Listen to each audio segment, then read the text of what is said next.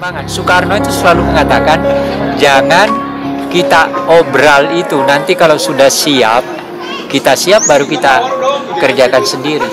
Tapi setelah Soeharto berkuasa kan semua diobral.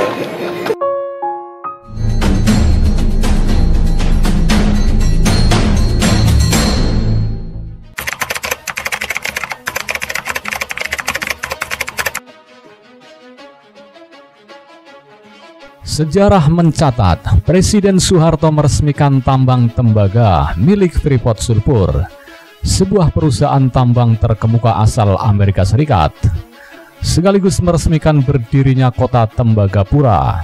Saat memberikan pidato sambutan, Soeharto begitu sumringah. Perusahaan ini adalah pelapor penanaman modal asing di Indonesia.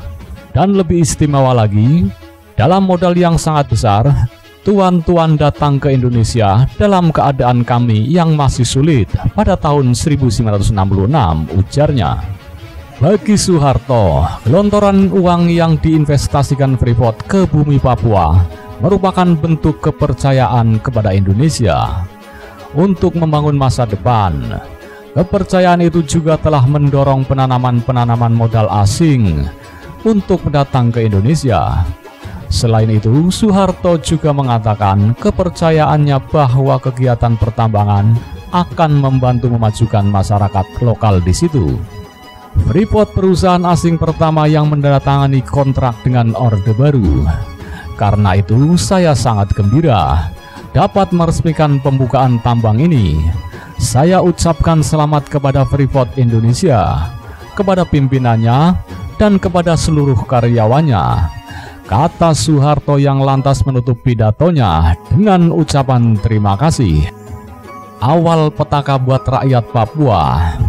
Pegunungan Esberg tak hanya menyimpan tembaga. Salah satu gunung bernama Grasberg juga mengandung cadangan emas yang melimpah. Grasberg disebut-sebut sebagai tambang emas terbesar di dunia. Lewat kontrak karya berdasarkan Undang-Undang Penanaman Modal Asing atau PMA, yang diizinkan pemerintah Soeharto, Freeport memiliki hak istimewa untuk merambahnya. Kehadiran Freeport langsung mengancam penduduk asli dari suku Amungme yang berdiam di dataran tinggi sekitar proyek tambang. Suku Amungme sangat terikat dengan tanah leluhur. Bagi mereka, Gunung Grasberg dianggap suci. Puncak Grasberg dikiaskan sebagai kepala ibu. Orang Amungme sangat menghormati kawasan keramat itu. Ketika beroperasi, aktivitas penambangan Freeport telah mengubah bentang alam Gunung Grasberg menjadi lubang raksasa sedalam 700 meter.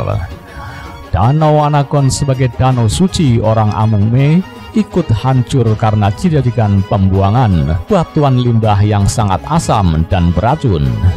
Freeport juga mencemari 3 badan sungai utama di wilayah Mimika, Agawagon, Atomona, dan Atsua. Ketiga sungai dijadikan tempat pembuangan limbah sisa produksi yang disebut tailing. Lebih dari 200.000 ton tailing dibuang setiap harinya ke sungai Awagon yang kemudian mengalir ke sungai Otomona dan sungai Atsua. Ungkap Harsutejo dalam Kamus Kejahatan Orde Baru.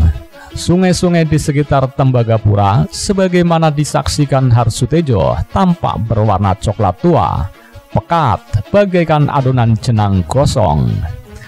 Tak hanya inovasi modal asing, suku Amungme dan suku-suku lainnya juga terjepit oleh migrasi pendatang dari luar Papua. Sekitar 1 juta hektar lahan mukim suku Amungme berpindah tangan ke tangan para pendatang. Inilah imbas dari program transmigrasi yang digalakkan pemerintah Orde Baru.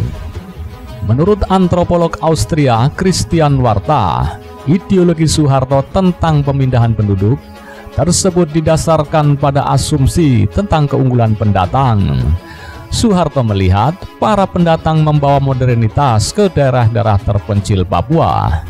Di sisi lain, rakyat Papua dipandang sebagai masyarakat tertinggal yang harus dijadikan berbudaya dan beradab. Akibatnya, banyak masyarakat Papua merasa terpinggirkan oleh meningkatnya jumlah pendatang tersebut. tulis warta dalam perkembangan masalah agama di Papua.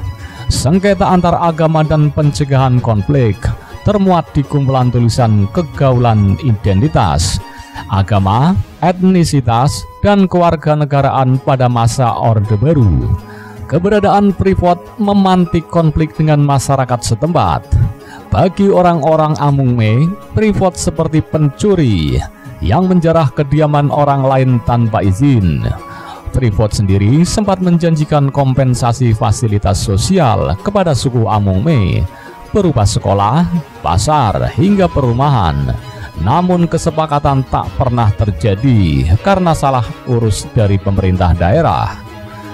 Pada tahun 1977, protes suku Amungme dan 6 suku lainnya memuncak. Jadi perlawanan terbuka. Mereka memotong pipa penyalur biji tembaga, membakar gudang, dan melepaskan keran tangki persediaan bahan bakar milik Freeport. Insiden ini terdengar sampai Jakarta. Soeharto kemudian menerapkan kebijakan keras lewat pendekatan keamanan. Angkatan Bersenjata Republik Indonesia atau ABRI pun diturunkan. Kebun dan rumah-rumah dihancurkan, sejumlah orang dibantai. Pemerintah mengumumkan jumlah orang yang meninggal di Tembagapura sebanyak 900 orang. Para saksi lapangan memperkirakan 2 kali lipat. Tulis Harsutejo, sebagian besar warga Amungme ditangkap dan diinterogasi tentara yang melarikan diri memilih tinggal di hutan sekitar lembaga Singa selama 3 tahun. Mereka dipandang sebagai pengacau macam organisasi Papua Merdeka atau UPM. Represi lanjutan dilakukan dengan menetapkan Irian Jaya sebagai daerah operasi militer atau DOM selama 20 tahun dari tahun 1978 sampai 1998. Pemerintah juga memindahkan warga Amungme ke daratan rendah untuk dijadikan petani. Karena lingkungan yang tak cocok, sebanyak 20% anak-anak Amungme meninggal karena malaria. Tetapi bisnis Freeport masih jalan terus. Menurut penelitian Amiruddin Al-Rahab dan Aderito Jesus de Saures, dalam perjuangan Amungme antara Freeport dan militer selama 14 tahun pertama beroperasi, Freeport meraup keuntungan sebesar 14,9 miliar dolar Amerika Serikat. Sedangkan penerimaan negara dari pajak dan royalti berjumlah 5,4 miliar dolar Amerika Serikat. Bagaimana dengan aliran dana di jalur yang lain? Sejak 1980, Presiden Soeharto menerima upeti setiap tahunnya sebesar 5-7 juta dolar Amerika Serikat tiap tahun. Selain itu, menurut prospek 13 Juli 1998, sebagaimana dikutip Amiruddin dan Aderito, Freeport telah menyerahkan uang kepada Yayasan Dana Sejahtera yang didirikan oleh Soeharto sebesar 20,3 juta dolar Amerika Serikat berdasarkan Kepres nomor 92 tahun 1996. Pada tahun 1996, sekitar 2.000 personel dari Kesatuan Kopassus dan Kostrad dikerahkan langsung di bawah perintah Presiden Soeharto demi menjaga Freeport. Untuk itu, Freeport memberikan lagi dana kepada Soeharto sebesar 40 juta dolar Amerika. Freeport mau melakukan itu agar situasi di Papua stabil dan mereka dapat mengeduk emas lebih banyak lagi, demi target mendapatkan super profit. Sebaliknya, bagi pemerintah, Freeport adalah pendulang uang yang harus diamankan dari apapun. Jika orang Papua mengganggu atau menuntut Freeport, aparat akan melakukan tindakan, tulis Amiruddin dan Aderito. Pundi-pundi devisa negara bertambah lewat tangan pengeruk Freeport. Ini menjadi penghasilan terbesar dari Papua untuk Indonesia. Akan tetapi, yang diuntungkan dari kerjasama ini hanyalah penguasa Orde Baru, segelintir elit Papua, dan sang pemilik modal. Soeharto yang berjuluk Bapak Pembangunan Nasional telah mengingkari harapannya untuk membangun masyarakat lokal di Papua.